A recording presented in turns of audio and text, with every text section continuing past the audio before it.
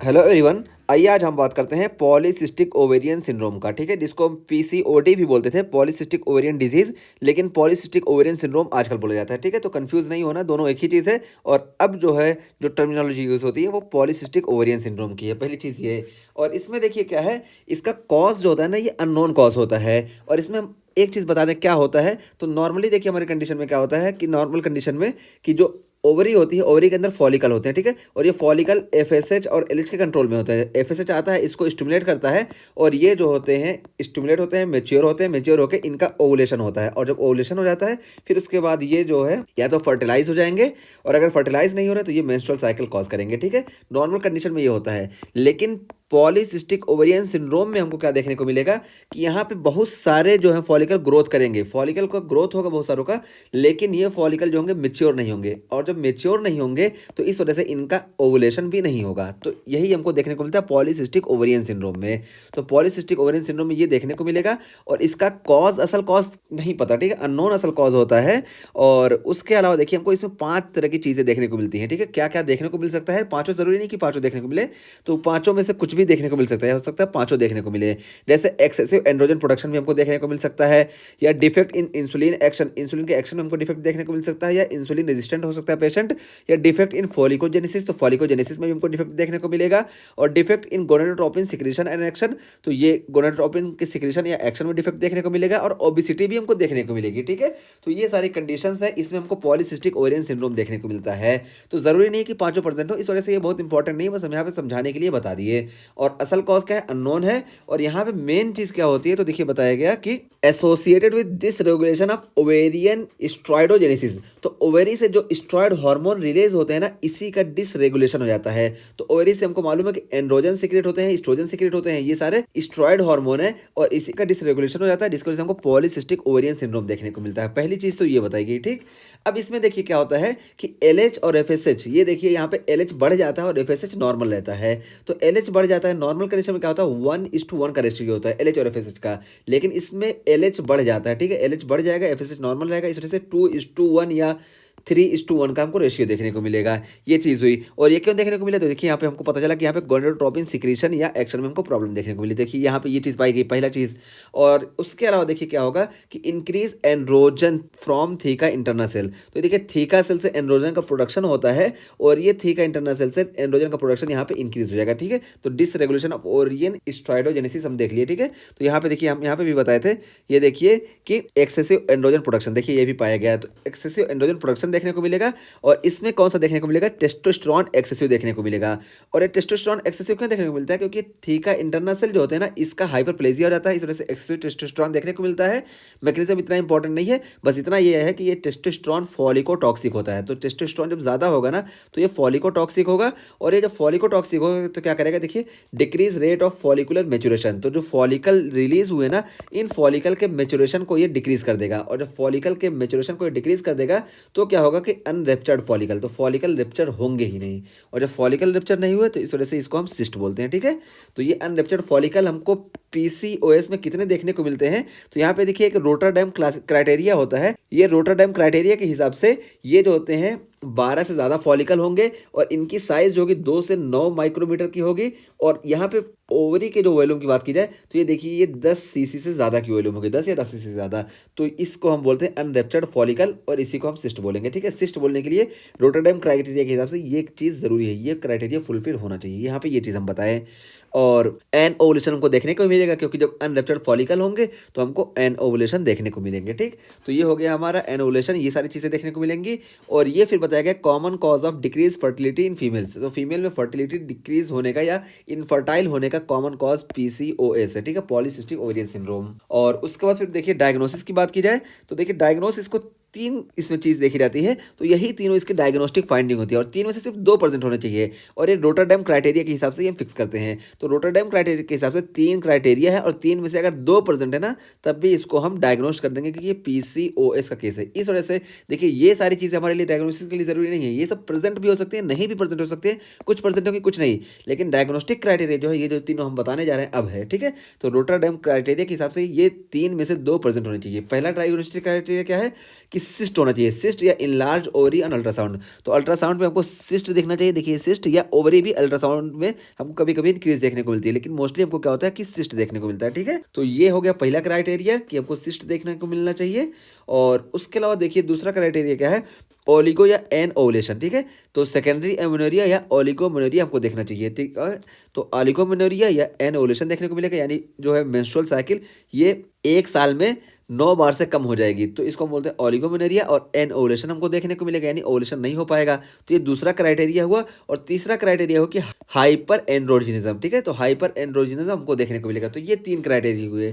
तो 3 में से अगर 2 भी प्रेजेंट हो रहे हैं तब इसको हम बोल देंगे पॉलीसिस्टिक ओवेरियन सिंड्रोम। ठीक है, तो ये चीज़ हमारे लिए क्राइटेरिया है कि सिस्टिक या इनलार्ज ओवरीज हमको देखने को मिलेंगे। सिस्ट यानी यहाँ पे देखिए सिस्ट के लिए ज़रूरी है कि यहाँ पे सिस्ट जो है ये 12 से ज़्यादा हो, 12 से ज़्यादा हो और 2 से 9 माइक्रोमीटर की साइज़ हो। और अगर ओवरी के साइज़ की बात करें तो ये 10 सीसी के बराबर हो या इससे ज़्यादा हो। ठीक है, तो ये ओवरी की साइज़, तभी इसको हम जो है इस क्राइटेरिया में, रोटरडैम क्राइटेरिया में फुलफिल करेंगे। या हो सकता है ओलिगोमेनोरिया या एनोवुलेशन देखने को मिले, ये दूसरा हुआ। तो ये दोनों अगर फुलफिल हो रहे हैं तब भी हमको देखने को मिलेगा। और अगर हमको सिर्फ ओलिगोमेनोरिया और एनोवुलेशन देखने को मिल रहा है और हाइपर एंड्रोजिनिज्म देखने को मिल रहा है तब भी इसको हम पॉलीसिस्टिक ओवेरियन सिंड्रोम कर देंगे। यानी अल्ट्रासाउंड में हमको ये नहीं दिख रहा है, सिर्फ हमको ओलिगोमेनोरिया और एनोवुलेशन देखने को मिल रहा है और हाइपर एंड्रोजिनिज्म देखने को मिल रहा है, तब भी हम जो है इसको पीसीओएस के कैटेगरी में ले आएंगे। तो ये हमारा डायग्नोस्टिक क्राइटेरिया। ठीक है, इंपॉर्टेंट हमारे लिए ये है। और उसके अलावा फिर देखिए यहाँ पे क्या देखने को मिलेगा, जब हाइपर एंड्रोजिनिज्म देखने को मिलेगा इस वजह से हमको हिर्सुटिज्म देखने को मिलेगा और एक्ने देखने को मिलेंगे। तो हिर्सुटिज्म और एक्ने पे हम डिटेल में बात कर चुके हैं कि यहाँ पे जो है male like hair growth pattern देखने को मिलेगा, चिक में देखने को मिलेगा, लिप पे देखने को मिलेगा और ट्रंक पे यानी चेस्ट पे देखने को मिलेगा। तो ये चीज़ हुई। और उसके अलावा देखिए क्या होगा कि एसोसिएटेड विद ओबिसिटी, ओबिसिटी हमको देखने को मिल सकता है। ये देखिए हम यहाँ पे जो बात की थी ना कि ओबिसिटी की कंडीशन में हमको पॉलीसिस्टिक ओवेरियन सिंड्रोम देखने को मिल सकता है। इंसुलिन रेजिस्टेंस की कंडीशन में हमको पॉलीसिस्टिक ओवेरियन सिंड्रोम देखने को मिल सकता है। देखिए हम यहाँ पे बात कर चुके हैं। और उसके अलावा देखिए एकेंथोसिस नाइग्रिकेंस, तो एकेंथोसिस नाइग्रिकेंस की कंडीशन में भी हमको देखने को मिल सकता है। तो देखिए एकेंथोसिस नाइग्रिकेंस ये होता है कि ये देखिए बिल्कुल एरिया जो होता है एक्सिलरी एरिया ये डार्क हो जाता है, इसी तरीके से अंडर द ब्रेस्ट डार्क हो जाता है। ठीक है, ये सारी जगह पे डार्क हो जाता है, इसी को हम बोलते हैं एकेंथोसिस नाइग्रिकेंस।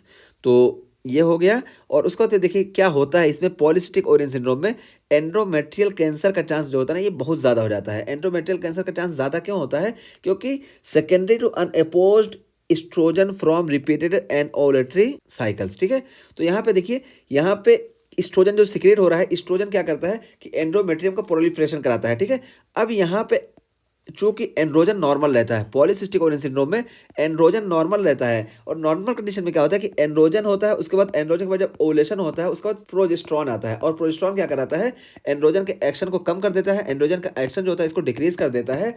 और दूसरी बात ये कि प्रोजेस्टेरॉन जो होता है ये सपोर्ट करता है एंडोमेट्रियम को। तो इस तरीके से नॉर्मल कंडीशन में ऐसा कुछ नहीं होता है, लेकिन पीसीओएस की कंडीशन में अनअपोज्ड एस्ट्रोजन का एक्शन हमको देखने को मिलेगा। और इस वजह से देखने को मिलेगा क्योंकि एन ओवुलेटरी साइकिल देखने को मिलेगी, यानी ओवुलेशन नहीं हो रहा है जिसकी वजह से प्रोजेस्टेरॉन नहीं बन रहा है। इस वजह से एस्ट्रोजन का एक्शन अनअपोज्ड हुआ, जिस वजह से एंडोमेट्रियल का लगातार प्रोलिफरेशन होगा और एंडोमेट्रियल कैंसर का चांस बढ़ जाता है। तो ये हुआ पॉलीसिस्टिक ओवेरियन सिंड्रोम में एंडोमेट्रियल कैंसर क्यों होता है, क्यों इसका चांस ज़्यादा है। और हमको मालूम है कि ये एस्ट्रोजन जो होता है ये हमारा पेरिफेरल टिश्यू में भी कन्वर्ट होता है। ठीक है, तो इस वजह से भी एस्ट्रोजन जो है जाके एंडोमेट्रियल कैंसर काज करा सकता है। तो ये हुआ। और उसके बाद अब हम ट्रीटमेंट की बात करें तो देखिए ट्रीटमेंट में हम क्या करेंगे, साइकिल रेगुलेशन। तो हम साइकिल रेगुलेशन करेंगे वाया वेट रिडक्शन।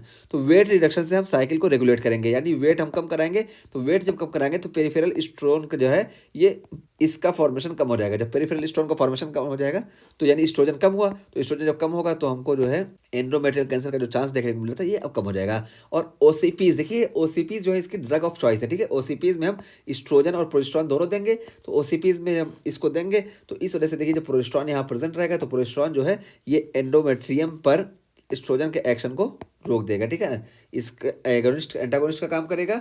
और जो एंटागोनिस्ट का काम करेगा तो ओसीपीज जो है ये ड्रग ऑफ चॉइस इसी वजह से पॉलीसिस्टिक ओवेरियन सिंड्रोम में होती है। तो देखिए prevent endometrial hyperplasia due to unopposed estrogen. ठीक है, तो अनअपोज्ड एस्ट्रोजन के एक्शन की वजह से जो एंडोमेट्रियल हाइपरप्लेजिया हो रही थी ना ये ओसीपीज इसको प्रिवेंट कर देंगी। तो ये इसका मैकेनिज्म ऑफ एक्शन हुआ।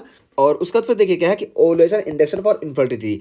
अब हम इनफर्टिलिटी को ट्रीट करने के लिए यहाँ पे देखिए ओसीपीज जो दिए थे ना, ओसीपीज ड्रग ऑफ चॉइस थी। क्यों? क्योंकि ये एंडोमेट्रियल हाइपरप्लेजिया को रोक रही थी, यानी एंडोमेट्रियल कैंसर का जो चांस था इसको कम कर रही थी। लेकिन इनफर्टिलिटी को ट्रीट करने के लिए हम यहाँ पे ओवुलेशन इंडक्शन कराएंगे।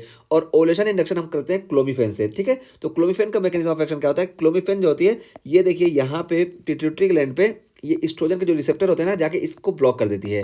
अब जब एस्ट्रोजन के रिसेप्टर को ये ब्लॉक कर दी, तो यहाँ पे एस्ट्रोजन अगरचे ज़्यादा है, एस्ट्रोजन के रिसेप्टर यहाँ ब्लॉक हो गए, इस वजह से यहाँ पे एस्ट्रोजन वर्क नहीं कर पाएंगे, तो पिट्यूटरी ग्लैंड से हमारे एफएसएच का लेवल बढ़ जाएगा। एलएच का लेवल तो नॉर्मली बढ़ा ही था, तो यहाँ पे एफएसएच का भी लेवल बढ़ जाएगा। और जब एफएसएच का लेवल बढ़ेगा, तो ये फॉलिकल स्टिमुलेटिंग हार्मोन का काम करेंगे, फॉलिकल को स्टिमुलेट करेंगे, ठीक है। फॉलिकल जब ज़्यादा स्टिमुलेट होगा, तो ये ओवुलेशन को स्टिमुलेट करेगा। ये एक मैकेनिज्म हुआ, ठीक है। तो ये maturation of the multiple follicle कराएगा क्लोमिफेन, जिसकी वजह से हमको फॉलिकल मेचुरेशन के बाद हमको ओवुलेशन देखने को मिलेगा। ये एक तरीका हुआ।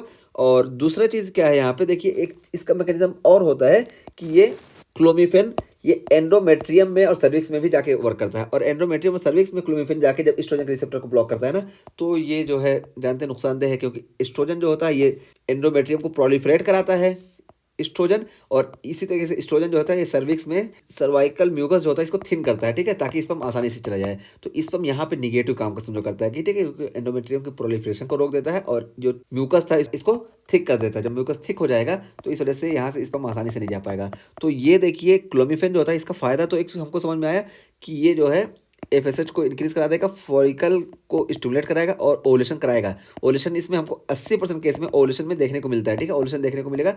लेकिन प्रेगनेंसी कंसीव करने में बहुत ही परेशानी होती है। क्यों?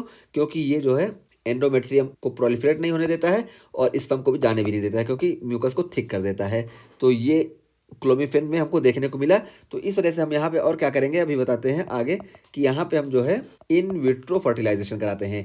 या तो इन विट्रो फर्टिलाइजेशन कराएंगे, या तो ओवुलेशन हो गया तो डायरेक्टली जो है हम स्पर्म को इजेकुलेट कर देंगे फैलोपियन ट्यूब में, ताकि ओवुलेशन के साथ साथ यहाँ पे फर्टिलाइजेशन भी हो जाए। तो इस तरीके से इसको ट्रीट करते हैं। और स्पाइरोनोलेक्टोन और फिनेस्ट्राइड और फ्लूटामाइड टू ट्रीट हिर्सुटिज्म। तो देखिए स्पाइरोनोलेक्टोन हम देंगे हिर्सुटिज्म को ट्रीट करने के लिए। क्यों? क्योंकि इसमें एंटी एंड्रोजेनिक इफेक्ट होता है स्पाइरोनोलेक्टोन में।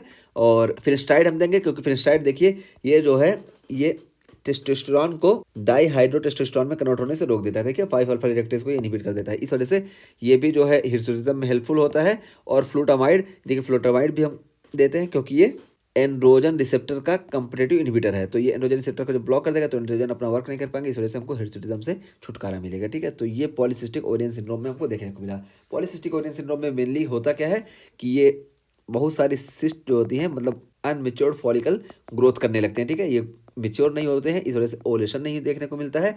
और ये सिर्फ यहाँ पे एस्ट्रोजन का कंसंट्रेशन ज़्यादा होता है, एस्ट्रोजन का कंसंट्रेशन ज़्यादा होगा, इस वजह से हमको एंडोमेट्रियल कैंसर का बहुत ज़्यादा चांस देखने को मिलता है। और यहाँ पे 3 क्राइटेरिया होते हैं रोटरडम क्राइटेरिया के हिसाब से, मीन्स 3 चीज़ें हैं। पहला चीज़ है कि यहाँ पे सिस्टिक या इनलार्ज ओवरी देखने को मिलेगी अल्ट्रासाउंड पे, एक क्राइटेरिया हुआ। और दूसरा हुआ कि ओलिगो या एन ओवुलेशन हमको देखने को मिलेगा, यानी ओलिगोमेनोरिया या एन ओवुलेशन देखने को मिलेगा। और इस तरीके से हाइपर एंड्रोजिज्म देखने को मिलेगा। तो तीनों में से हमको 2 कोई देखने को मिला, तो हम इसको पॉलीसिस्टिक ओवेरियन सिंड्रोम में कैटेगराइज कर देंगे, ठीक है। और उसके अलावा ट्रीटमेंट की बात की कि हम साइकिल को रेगुलेट करेंगे वायर वेट रिडक्शन। तो वेट रिडक्शन करेंगे तो इसमें जो है पेरिफेरल स्टोन का कंसंट्रेशन कम हो जाएगा, इस वजह से भी हमको फायदा मिलता है। लेकिन अगर इससे फायदा नहीं हो रहा तो ट्रीटमेंट ऑफ चॉइस या ड्रग ऑफ चॉइस जो है ये ओसीपीज है, ठीक है। तो ओसीपीज क्या करेगी, एंडोमेट्रियल के हाइपरप्लेजिया को ये रोक देगी, ठीक है। और उसके अलावा ovulation induction for infertility, infertility के लिए हम ओवुलेशन इंडक्शन कराएंगे और एक क्लोमिफिन से कराएंगे, क्योंकि क्लोमिफिन जाके यहाँ पे सेंट्रल एक्शन ये दिखाएगी कि पिट्यूटरी ग्लैंड पे एस्ट्रोजन के रिसेप्टर को ब्लॉक कर देगी, इस वजह से एफएसएच ज़्यादा सीक्रेट होगा, जिसकी वजह से ज़्यादा फॉलिकल मेच्योर होंगे और मेच्योर होकर ये ओवुलेशन कराएंगे, ठीक। और उसके अलावा स्पाइरोनोलेक्टोन, फिनेस्ट्राइड और फ्लूटामाइड ये हिर्सुटिज्म के ट्रीटमेंट में हेल्पफुल होते हैं। तो ये चीज़ हम यहाँ बता दिए। और अब आइए हम बात करते हैं प्राइमरी ओवेरियन इंसफिशिएंसी की।